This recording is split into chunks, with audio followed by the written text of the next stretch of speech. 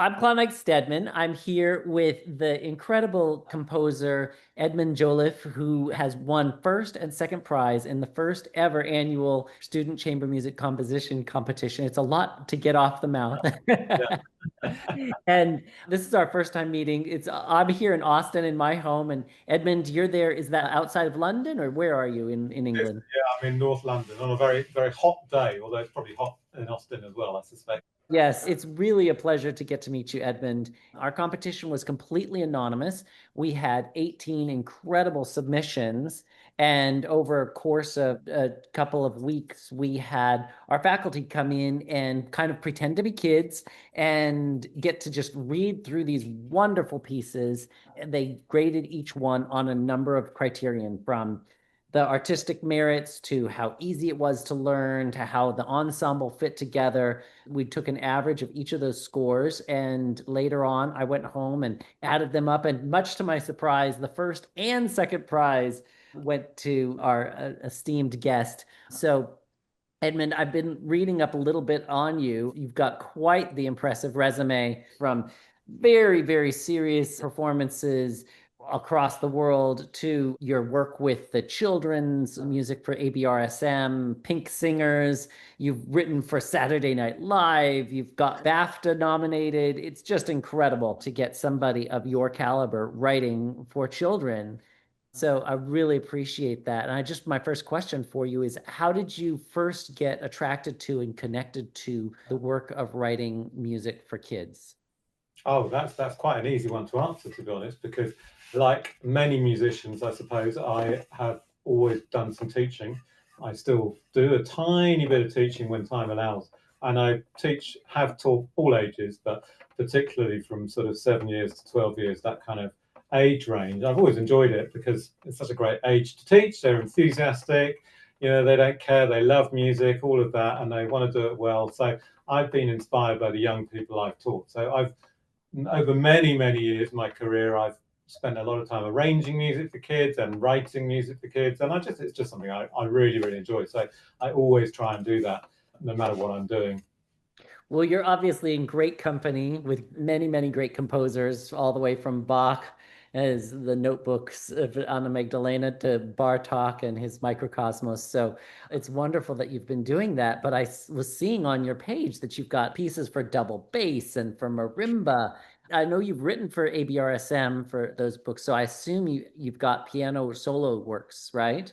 Yeah, I have a little piano solo, and there's a clarinet piece on the syllabus as well. So it's a current one, the piano. Nothing gives me greater pleasure than a teacher saying, "Oh, one of my students is learning your piece," or coming across a performance on YouTube. It's just amazing. So it's really wonderful. Sure. And that kind of leads me to why we started this competition. Was there really is a skill to be able to write for kids on any instrument, because each instrument develops at a different pace and has different techniques that are easy and things that are more difficult. What is your primary instrument, may I ask?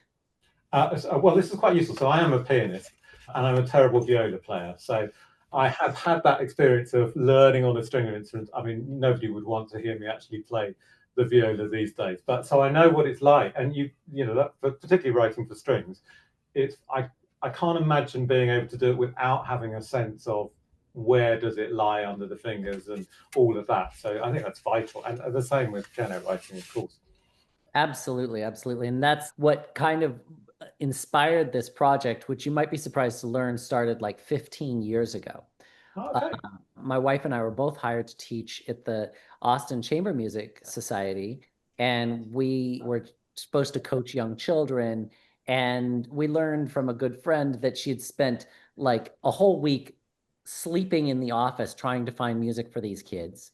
And then the kids come in and we're thrown in, and I'm trying to coach, guitar, flute, and violin, and my wife's teaching piano, and we're trying to coach these students. And some of the pieces, just like, oh, that works well on for the violin part, but the piano part is completely a mess with crossing hands, and this is a little kid who's barely had a year of lessons.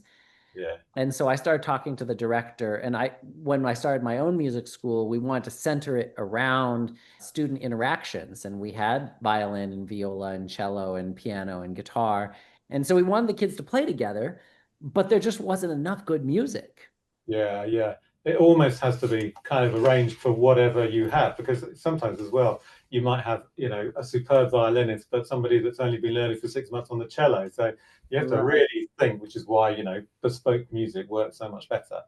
Right, right. And of course, you'll never have it perfect, but it would be nice if there was a great library of music that a teacher could just go to and say, I've got this group, let me grab some pieces and take a look at them, and not have to spend every time you do a summer camp or a workshop or something, you have to spend just weeks and weeks researching or arranging or something like that. Yeah. The director of that program and we got together at Felicity Coltman, and we actually did a presentation at the National Music Teachers Association here in the United States, which is our biggest organization of music teachers. And we presented at that conference this idea that we would start what we were calling the Student Chamber Music Project. And we sort of thought, oh, give us a year and we'll get a database together and we'll make it searchable and we'll do research, we will do arranging, we will do commissioning, and then we'll hold annual competitions. And all this is going to just fly right off the shelf for us. Best of intentions, like almost 15 years later. And I finally finished working with the developers to get a website up that actually is searchable. Let me share that with you really Oh, quickly. yeah, absolutely. Yeah. Oh, wonderful. Yeah. The levels are approximately years of study. So you can say, I want a level 2 piece that includes one cellist and one pianist. And it starts narrowing it down. So you can see that these pieces also in viola and guitar, like you can go through, and Oh, then each yeah, yeah. instrument that Great. you add, it just narrows it down a little bit further. And so you can go through. We're still adding many, many pieces. We've done a lot of research, a lot of arranging, a lot of commissioning, but we wanted to kind of get a head start on this. And we thought, well, the other area would be to hold annual competitions and see if we can attract quality music. So with your permission, we would love to add these pieces to this website. If you can publish the pieces, Yeah. we'll just add a link to it so that the public can purchase them there. I think that's great. Wonderful. It's a great idea. I mean, hats off to you, because I know these things are a lot of work. So that looks fabulous. So I mean, it's great that you're doing that. I mean, the other thing about it, of course, is that this is a great way of introducing younger people to modern music, which is really, really important. So, and that's quite hard for a more basic level of playing. So it's great. Yeah. Oh, we just had a strings and piano camp, and we had 3 young players perform aleatoric, very strange piece with all kinds of extended techniques written by a composer out of Boston. And boy, did they have a great time with that. They had to go inside the piano and do harmonics, bumping Colegno on the cello. And at first they were like, this is a little weird. But then once they got into it, they loved it. And that's the thing that I think you do so well, is you just capture that child's imagination. Your 2 pieces that won are 5 Halloween Tales, and which is so great because they could be performed separately as Yeah. individual pieces or as a performance altogether. Yeah. And then the Exotic Aquarium, which, just terrific work there on both of those. Oh, thank you. Really, thank you from the bottom of my heart. I really appreciate that. I just wanted to ask you, when you saw the competition, what triggered these 2 ideas? Well, I think you have to kind of get into the mindset of a younger person. When I'm teaching younger composers, if they're writing a piece, and it doesn't really matter what the piece is, but if they then call the piece study or sonata number 1, it's really boring. It doesn't tell us anything. So you've got to start from a point that excites the imagination. So I was sort of thinking, well, you had this criteria of very clear what you wanted, which was good. And so I was trying to think, well, how can I make something that's a cohesive kind of piece that maybe tells a sort of story, but as you say, could work separately and also fires the imagination. So, something like that kids can relate to. And also particularly with the, exotic aquarium, they can look at these fish potentially and say, see what it looks like and go, what's that weird sounding thing? I mean, it's interesting to me, so I hope it's interesting to other people, really. Yes, absolutely. In fact, you've inspired my imagination ever since I saw the titles that won. I've been thinking about our potential venue for the premieres. And I'm Okay. thinking, whether we rent a giant movie theater hall and have the kids play in front of a display, or we get some ocean scenes, or maybe we're going to go down to the classical music station and perform there with projections. I haven't yet decided because we've just gotten here, but I think that one of the things that really excites kids is being part of something that's big. You Yeah, yeah, that sounds great. Yeah, I know, love it. if we find a way to get you here, I would love for you to be a part of that premiere. Oh no, I would really like to, I would totally be up for coming, especially as you've been so kind and what you're saying and give me the first and second prize. Yeah, I'd love to and talk to the kids, meet them, be amazing. It's probably obvious. Well, the other kind of inspiration is Sanson, the Carnival of the Animals. But if one was to combine students and adults, because that Carnival of the Animals is such an inspiring piece to listen to, but it's too hard for a younger level really to play. You can see the link there is a kind of obvious one. I actually, there's a camp going on literally right now at my music school with just the littlest of little kids. And part of that camp that's called All About Music is they're going through the movements of the Carnival of Animals, trying to guess. They play the music and the kids dance around and try to guess what animal they're hearing. And Okay, so we're on the same page there with inspiration from that's Sanson. great. Oh, good. It sounds like you're doing amazing things. It's great. It's a lot of fun. The kids love it. I'm wondering, is there any other big projects that are on your plate coming up this season? But I've also just found that I've got funding. I'm recording an album of my choral music, and I've just been awarded funding to record that. So that's my next kind of big project, which I'm doing in October, and it will come out next year. So that's kind of my next thing that I'm gearing up to. And most of that music is already written, but I'm pretty excited by that. So yeah, that's my next big thing. That sounds amazing. What would you say your style is when you write for choir? I think the thing is at the center of what I always do is I write music that people want to enjoy.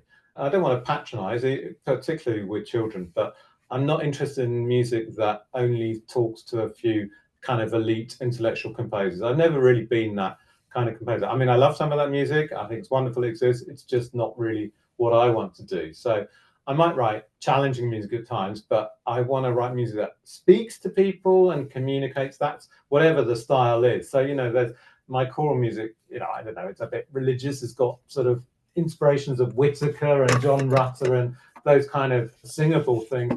Mhm. It's got a bit of musical theatre, but whatever it is, it's hopefully enjoyable to sing even in its more challenging moments. I don't know that there's more of a style than that, but Right. No, I like that. That's wonderful. And that is, of course, aided in you writing these wonderful pieces for kids. And you seem to connect to kind of getting the immediacy of your audience and the connection to people's day-to-day experiences or their deeper imaginations. I think that's really wonderful. yeah, I mean, that you're so right. I mean, a child has not got time to mess about, right? They don't like it within a few seconds. You've lost them. So you really have to get straight to the point and know how long their attention is. I think it's really important. I probably hang around with children in schools too much, but that's probably where that inspiration comes from. Well, I find that's the joy that comes to me every day. I'll share with you just one composition story that just happened this past week. I have these two beautiful young students who are just finishing their kindergarten year, and they go to the same school. And apparently, two boys in their class got in a fight. I, Right. probably nothing serious. But then little Julia wrote a poem called Fighters Come to Peace. And her mom Okay. told me about it. And since part of our curriculum at Orpheus Academy of Music is always engaging every student from the very beginning in improvising and composing, you learn two notes, you just get to mess around with them any way you want. Right. And so her mom let me know, hey, she wrote this poem that she's very proud of, and to tell the other kids to just be nice to each other and calm your brain down. And it goes something like, when we fight, we just make it worse. And so she brought that in, and she's just a 5-year-old. So we played around on the step bells and singing the song and coming up with a melody. And the next week she had learned it, and her classmate Olivia had just finished her lesson. And I said, well, Olivia, why don't you stick around and hear Julia play her piece, Fighters Come to Peace?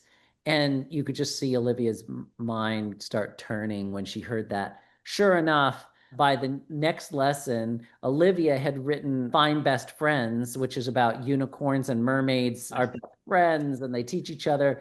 And our own composer showcase concert is this Sunday. Oh, And right. Okay. yeah, so they're going to get a certificate, and they're going to get to perform their pieces and That's sing great. all these songs that they've written. So I think that, to me, I mean, my own taste in music runs to the kind of elite. So I love that very exotic sound that very few people like. And my favorite composer of all time is Toru Takemitsu. Oh, yeah, yeah, yeah. I mean, great composer. Yeah. Great composer, but I think that even in his strangest sounds, he really connects to the elemental, the Hmm. the real, the garden scenes, and of course, many of the kids here are just huge fans of the Miyazaki film, Studio Ghibli, which Yeah, yeah. and so lots of kids play that. And I know Miyazaki, he had his apartment where he could just watch children, and it just got so much of inspiration. How interesting. So I feel like whether you're the most elite, serious composer or you're writing more accessible music, connecting to our most childlike personality helps Mm. us bring out that creative moment. Yeah, completely. I mean, that's the key word, isn't it? Connection and understanding that you really hit on something, whatever the language is, so long as you're connecting with. Yeah, totally Yeah. agree. It would be great to not only meet the kids, but if I could do some kind of workshop or talk about what I do in film and TV, that can be quite interesting for younger people as well. Then let's make that happen. Absolutely, absolutely. My heart's beating fast, just getting excited about all the possibilities here, because I really do believe that kids need role models to see that, oh, this is something you can do. I Yeah, absolutely. honestly, I was kind of on my way to maybe a and then it just dawned on me one day when I saw this jazz player and then composer, like, oh, I can do this. Yeah, yeah. Or Oh, maybe. it can be really inspiring, can't it? Thank you so much, Edmund. Is there anything else you wanted to share with me before we wrap up? No, no, other than just saying, sounds like you're doing some amazing things. And thanks for running a competition like this as well, which is a little bit different. And I hope you did I know you've got 18. I hope Oh, they were good pieces and all of that. So, absolutely, absolutely. So many great pieces. I hope that everybody gets to hear the whole premiere. I mean, it would be sort of like doing the ring cycle or something. yeah, well, indeed. We'll have to do it on a series of days, or something Yeah, like that. But I hope we can do them all justice. But thank you so much for participating. pleasure, total pleasure. Take care. Bye, bye, bye, bye.